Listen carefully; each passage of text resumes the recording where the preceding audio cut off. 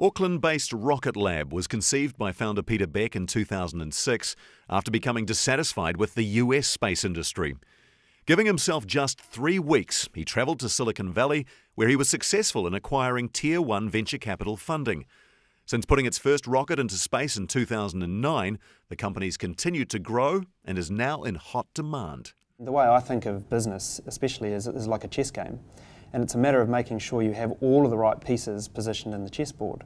And for me, if you think about it, I was a Kiwi coming to Silicon Valley to pitch a rocket company from a country that doesn't build rockets to take on the giants of the world.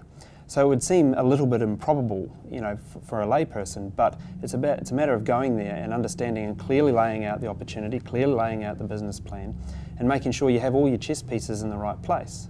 Beck managed to chart unknown territory in New Zealand, securing a licence to launch rockets from his Mahia Peninsula site every 72 hours for the next 30 years. With a starting price of $4.9 million US and a 2-year backlog of customers keen to access orbit, Rocket Lab's timing has been central to its success. Right now, there's a massive choke point in actually getting assets on orbit to provide services to the planet. It's a big deal. And the easy thing to do is say, well, we'll build a rocket. But that's only a very, very small part of the equation. The fact that we're down in here in New Zealand is not because Pete's a Kiwi.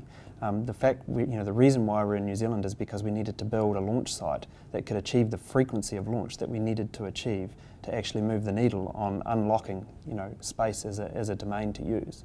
Peter Beck's hope is that greater access to space will help accelerate satellite-enhanced technology, including vastly improved weather coverage and global internet access that won't require hardwired infrastructure. You can't do extraordinary things by being ordinary. That's the reality of it. This is a team that is trying to achieve typically what a country achieves in a decade. A team of a couple of hundred guys is doing in a few years. So it's extraordinary.